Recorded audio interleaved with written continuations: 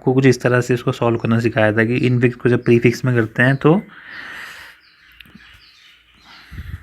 Plus A B ऐसे लिखते हैं, पोस्ट फिक्स में करते हैं तो ए बी प्लस। ठीक है, अब दूसरे वाले में देखिए, दूसरे वाले में दूसरे क्वेश्चन में क्या होगा कि हमें प्लस और मल्टीप्लिकेशन इसकी जो है ना प्रेसिडेंस देखनी पड़ेगी कि प्रायोरिटी किसकी ज़्यादा है, तो मल्टीप्लिकेशन की प्रायोरिटी ज़्यादा है। ठीक है, ऐसा यूजुअली क्वेश्चन में मेंशन होगा, नहीं मेंशन होगा तो आप अज्यूम कर लीजिए। ठीक है, तो क्वेश्चन में 90% चांस है क्वेश्चन में प्रेसिडेंस पहले ही मेंशन होती है। ठीक है, तो अभी के लिए हम ये मान लेते हैं कि मल्टीप्लिकेशन की प्रेसिडेंस जो है वो प्लस से ज़्यादा है। तो पहले क्या होगा, ये जो बी स्टार सी है ना, ये पहले प्रोसेस होगा, बी स्टार सी जो है ये पहले प्रोसेस होगा, उसके बाद की बात आएगी। ठीक है, तो पहले इसको प्रीफिक्स में कर लेते हैं, बी सी प्लस, तो ये प्रीफिक्स में आ गया।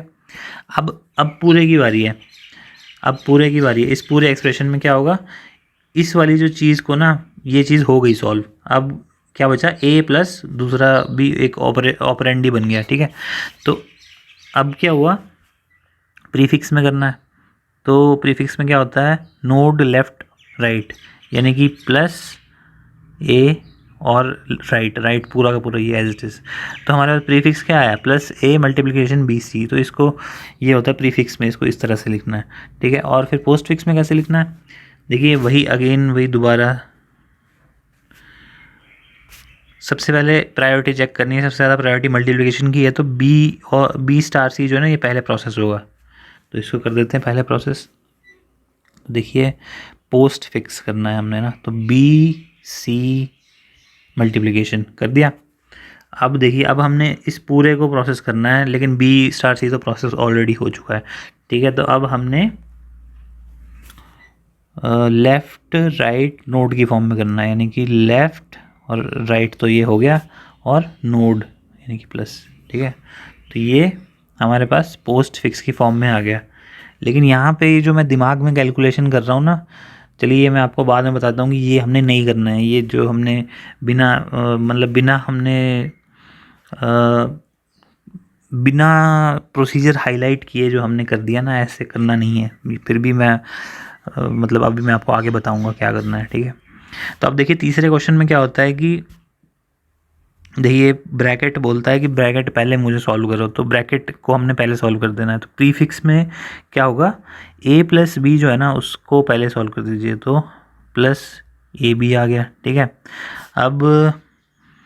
अब ये हो गया, अब मल्टीप्लिकेशन और सी बचा, तो प्रीफिक्स के लिए क्या होगा, मल्टीप्लिकेशन पहले आ जाएगा, लेफ़्ट और राइट, तो ये चीज़ आ गई प्रीफिक्स में। ठीक है, और पोस्ट फिक्स में दोबारा देखिए जो ब्रैकेट है, ब्रैकेट ए प्लस बी वो पहले सॉल्व होगा, तो पोस्ट में ये प्लस बाद में आएगा, तो ए बी प्लस हो गया। ठीक है, अब मल्टीप्लिकेशन और सी बचा, तो ये है लेफ़्ट, ये है राइट और ये है नोड।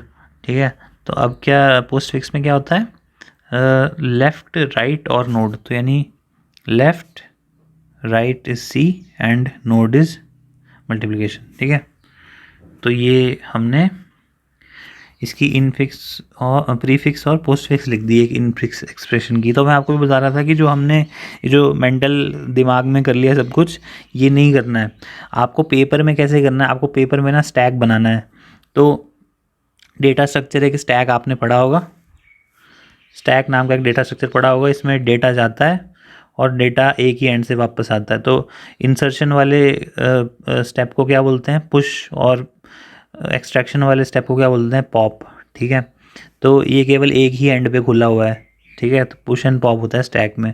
और स्टैक का पॉपुलर यूज़ है, जैसे आप वेब ब्राउज़र में फॉर एग्जांपल आप URL बार पे लिखते हो www.google.com लिखते हो ना, तो वहाँ पे आप गूगल में कुछ सर्च करते हो और फिर सर्च रिजल्ट्स में फिर एक लिंक क्लिक करते हो। ठीक है, उसके बाद आप उसी लिंक से कहीं किसी और साइट पे पहुँच जाते हो, उसके बाद आप उसी आगे उस साइट से किसी और लिंक पे पहुंच जाते हो, उस साइट से किसी और लिंक पे पहुंच जाते हो, उस साइट से किसी और लिंक पे पहुंच जाते हो। ठीक है, तो आप क्या करते हो, स्टैक के अंदर डाटा डालते हो, फिर से स्टैक के अंदर डाटा डाल रहे हो, फिर से स्टैक के अंदर डाटा डाल रहे हो।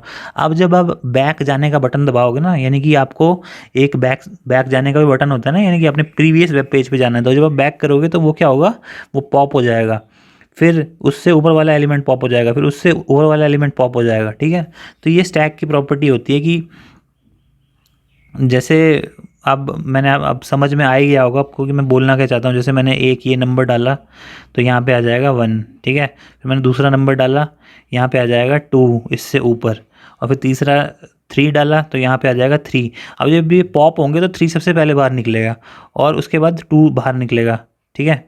मतलब 2 3 देखिए आउटपुट में क्या आएगा, आउटपुट में क्या आएगा, 3 पहले आएगा, फिर 2 आएगा और फिर 1 आएगा, ठीक है।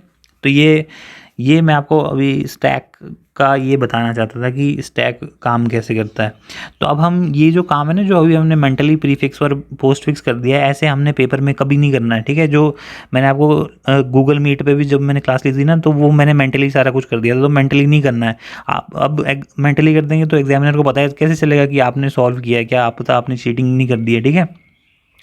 तो आपको स्टैक बना बना के करना है, एक एक चीज़ आपको स्टैक में डालनी है और फिर निकालनी है वहाँ से, ठीक है।